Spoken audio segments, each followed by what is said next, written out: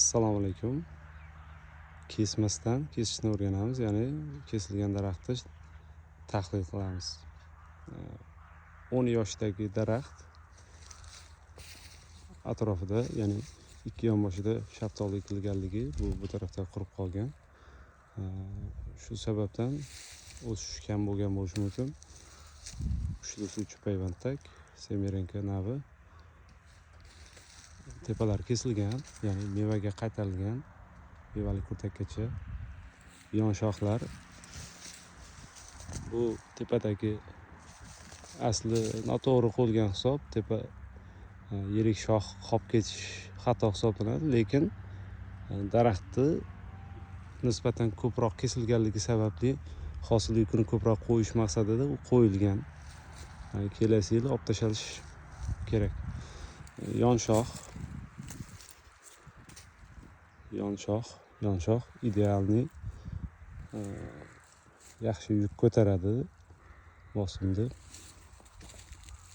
Bular biroz ustma tushgan bo'lishi mumkin, lekin yuqorida aytgandek hosil yetarlicha olishimiz maqsadida ko'proq hosil qo'yildi. Aslida bu atroflarda kesilish kerak bo'lgan.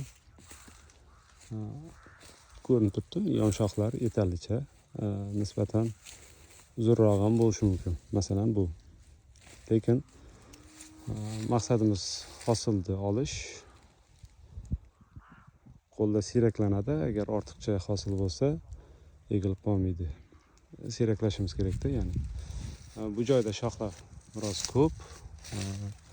Ko'pligi kelasi yilga chiqarib yuboriladi.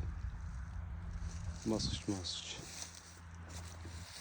O'rtadagi bu shoximizni qo'yishimizga ham maqsad asosan hosilni olish bo'ldi. Daraxtni ushli o'sib ketishini to'xtatuvchi asosiy faktor meva hisoblanadi.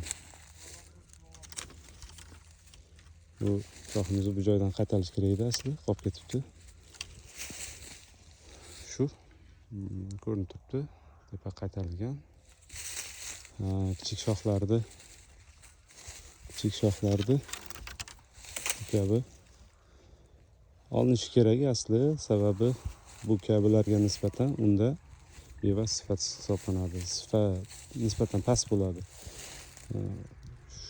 Endi kelasi yil daraxtni vaziyatiga qarab boshqarib borsa bo'ladi. Bu kabi yon shoxlarni ham ortga qaytarib kesish mumkin. Fikringizni izohlarda yozasiz. Kamchiliklar bo'lsa, ana so'ruvchi qolib ketibdi. Olish kerak uni ham. Ayqashgan joylari xato, uni ham olish kerak.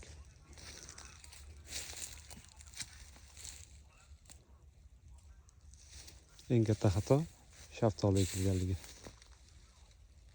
Bir-biriga to'g'ri kelmaydi.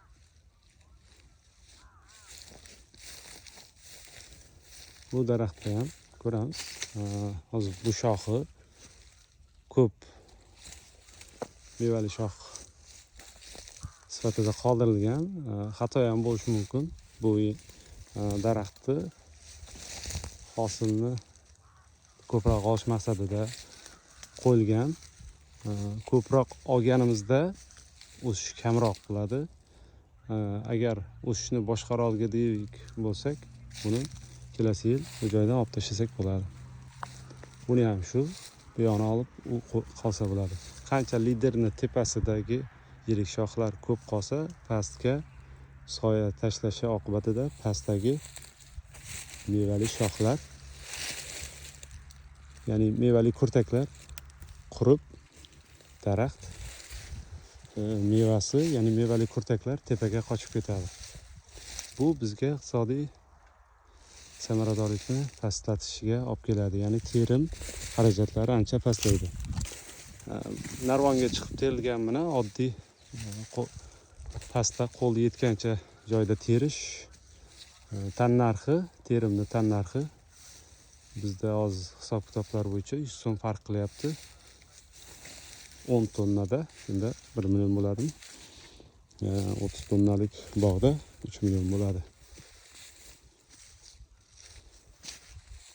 yon shoxlar biroz uzun qo'yilgan olish kerak aslida.